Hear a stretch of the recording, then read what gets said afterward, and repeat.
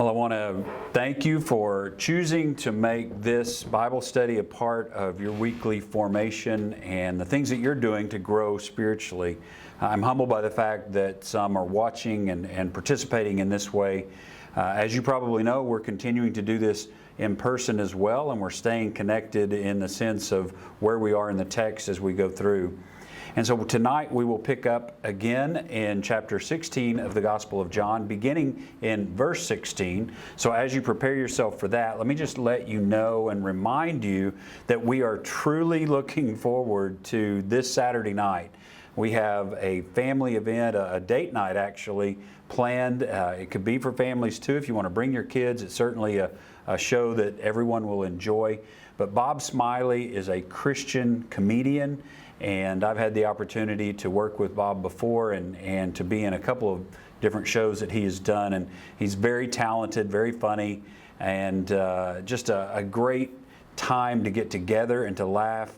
We know after a year, or actually more now, of being in this COVID season, everybody could stand to have a time to be together and a time just to enjoy being together and to laugh, and we'll have a good meal as well. The tickets are still available if you want to come. We would ask if you are going to need childcare, we need to know as soon as possible if you are coming, because we will need to be prepared, obviously, for those kids that will be here.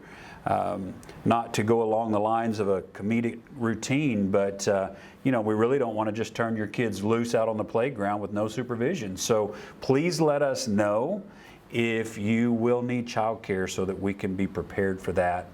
But otherwise, know that we would love to have you here right now.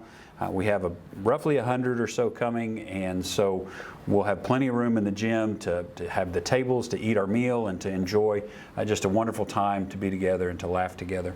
So that's coming up this weekend. In a couple of weeks, we will be celebrating our graduating seniors, and so just be aware of that and be prepared for that as we look forward to celebrating that milestone in their lives as well. So as we begin tonight, let me just remind you of where we ended up last week. This first part of chapter 16 is really dealt with, again, along the same time frame of Jesus right before he was arrested. He had just, for us, it's covered over several chapters, but in a time frame, Jesus had this Last Supper with his disciples, had shared with them and trying to prepare them for what's about to happen, telling them that he is going to leave and not relate with them in the way that he has before. In the beginning of chapter 14, we find that he's telling his disciples that he's going to a place to prepare a place for them. And Thomas questions where that is and how they get there. And then Philip asks, well, can't you just show us God? And then later in that chapter and into 15, we find him saying again, I'm not going to be with you, but where I'm going, you can't go. And Peter questions that and wants to know, where is it you're going? And all of this is happening for him as a way for Jesus to prepare his disciples for what's about to happen. They're not understanding fully what he is about to endure and what they're about to endure, actually. But he's doing this, and he said even in a couple of places, and we'll hear it again in this text, that he is telling them this beforehand so that when it happens, they'll know that he really is who he says he is. And that, as we'll find as we end this chapter tonight, that will bring peace, because they'll know that he truly is who he says he is. And so he has been spending some time with them on that last evening to prepare them for what is coming. And even at the beginning of this chapter, chapter 16, he says, I'm telling you this so that you won't fall away, that you'll stick with it, that you'll know that there are going to be some difficult times, that they've hated me, they're going to hate you. I even said at the beginning of this chapter, chapter 16, that people will even kill you thinking they've done a service to God, because they just don't understand. They're not accepting Jesus for who he is. And so therefore, if Jesus is not who he says he is, then his followers can't be trusted either. And so he's telling his disciples that's the environment that I'm going to leave you in. And you haven't really experienced this persecution, this trouble because I've been the brunt of it, he says earlier in this chapter. But you're about to. You're about to experience this hatred and this persecution that I have been experiencing, because the world doesn't know Him, they're not going to know you. The world doesn't accept Jesus, they're not going to accept you. And so He's preparing them for that. And so we find that leading into then what we talk about in the next part of this text. So beginning in verse 16, we find Jesus went on to say, "In a little while you will see me no more. And then after a little while you will see me." Let me go on and then we'll come back and discuss some of this. So let me start again. Jesus went on to say, "In a little while you will see me no more, and then after a while you will see me." At this point, some of His disciples said to one another, "What does He mean by saying, 'In a little while you will see me no more, and then after a little while you will see me again'? And because I'm going to the Father." They kept asking, what does He mean by a little while? We don't understand what He is saying. They're confused. Jesus uses this example, and really what He's talking about here is the fact that He is about to be taken.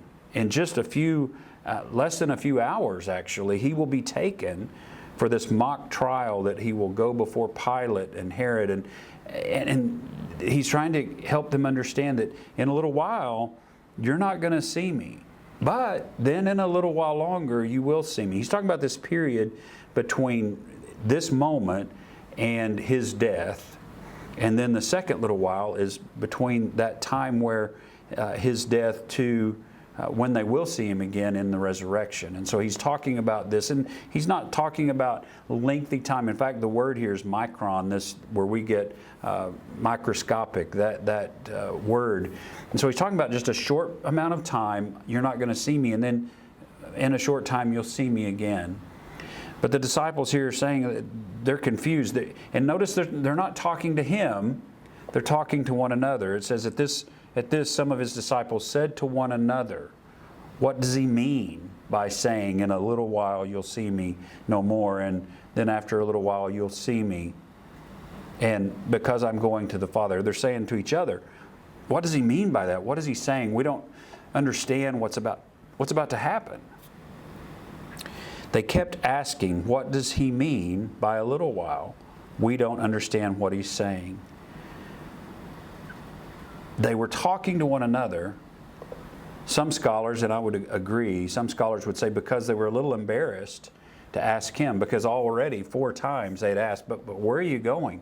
When Jesus said at the beginning of chapter 14, "I'm going to prepare a place for you, and where I'm going, you can't come now." And Thomas said, "Well, how can we know the way to where you're going if we don't know where you're going?" And that's when Jesus gave the wonderful messianic claim, "I am the way, the truth, and the life. No one comes to the Father except through me." And right after that, Philip says, "Well, just show us the Father so that we can believe." And then Peter, when Jesus says, again, "I'm going to a place that you can't go, at least not right away." Peter says, "I want to go with you. Where are you going?" And then we find the same with Judas, not Iscariot, but the other Judas that said, "Where are you going?" So scholars would say that they don't want to ask Him. They're embarrassed to ask again because they didn't get the response they were expecting before. So find it interesting then that in verse 19 we find that Jesus saw that they wanted to ask Him about this. So He said to them, "Are you asking one another what I meant when I said, 'In a little while you will see me no more, and then after a little while you will see me'? Very truly I tell you, you will weep and mourn while the world rejoices. You will grieve, but your grief will turn to joy. A woman giving birth to a child has pain because her time has come, but when her baby is born, she forgets the anguish because of her joy that a child is born into the world. So with you, now is your time of grief, but I will see you again, and you will rejoice, and no one will take away your joy. In that day you will no longer ask me anything. Very truly I'll tell you, my Father will give you whatever you ask in my name. Until now you have not asked for anything in my name. Ask and you will receive, and your joy will be complete." Let's back up to verse 19. Jesus says, or Jesus saw that they wanted to ask him. So he says to them, are you asking one another what I meant when I said these things? Jesus sees what's going on. In fact, what we find as we move forward is the disciples say, now we see. Now you're no longer speaking in figurative language, but rather very plainly. It's possible that the fact that Jesus initiates this conversation with them, he knows that they aren't going to ask him, so he initiates the conversation with them so that he can further teach and further explain and further prepare them for what's coming. And it's quite possible that the reason that they turn around and believe in just a few verses is because they realize he has more or less read their minds as to what they were thinking and what they were talking about in private.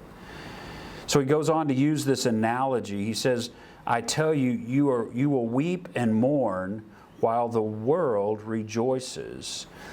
These words here, weep and mourn, are very characteristic of what happens in the Middle East, even today, when someone passes, this wailing, this loud commotion of what happens when people are expressing their grief and their remorse and their sorrow.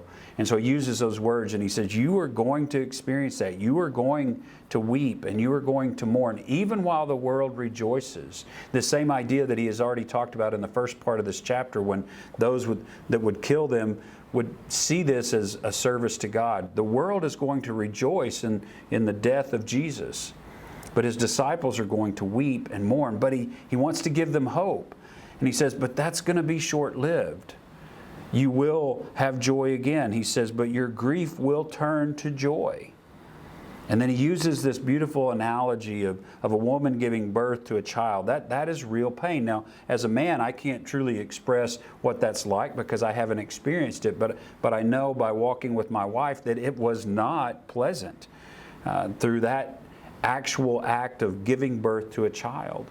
There's physical pain involved. There's mental anxiety involved. There's all of those things that go into that. But it is such a miraculous thing that once that baby is born and that mom sees that child for the first time, a lot of that difficulty is forgotten, at least for the moment. In fact, that has to be the case for humanity to exist because moms turn around and have other children oftentimes. And so if it were not this way, then a mom might go through it one time and say, never, ever again. And I don't think we could blame them for that.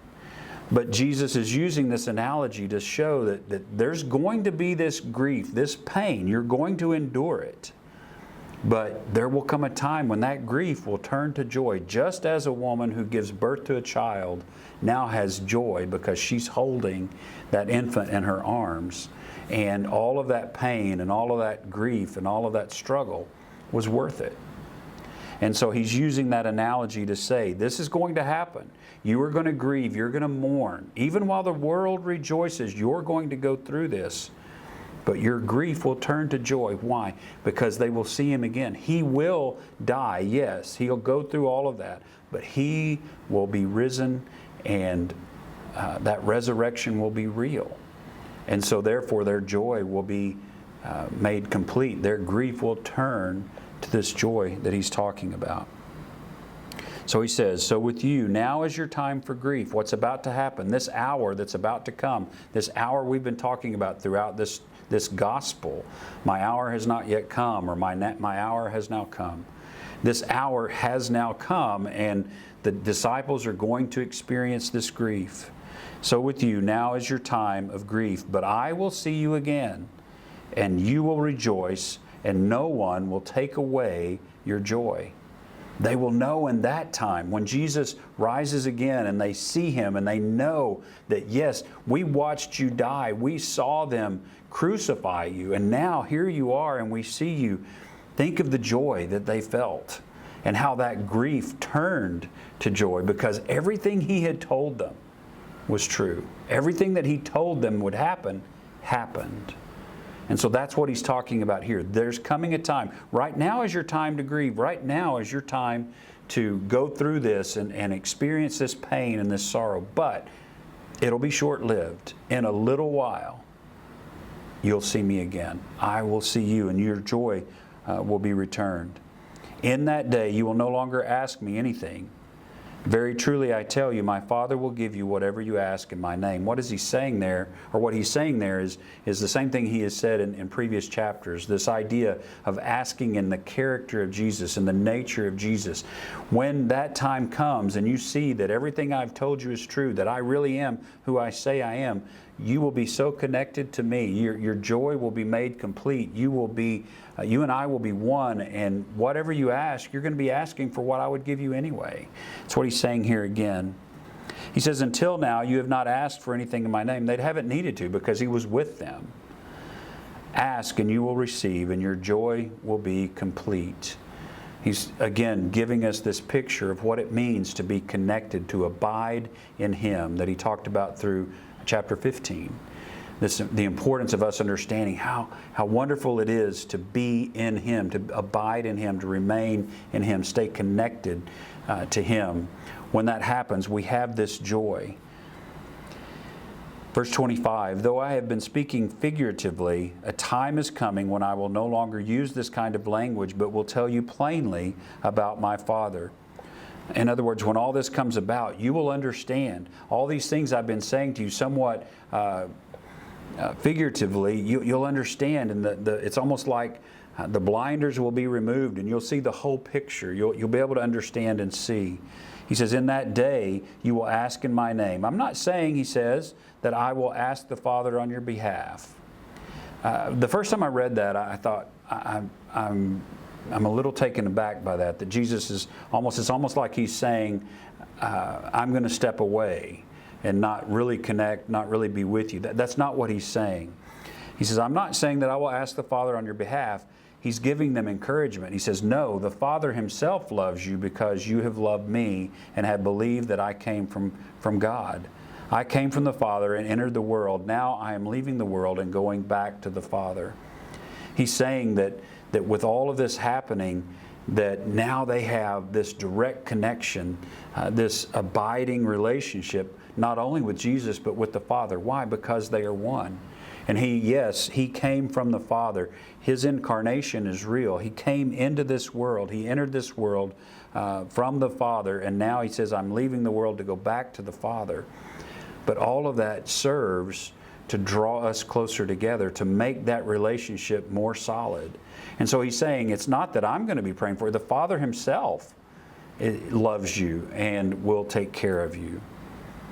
Then Jesus' disciples said, now you are speaking clearly and without figures of speech. Now we can see that you know all things and that you do not even need to have anyone ask you questions. This makes us believe that you came from God.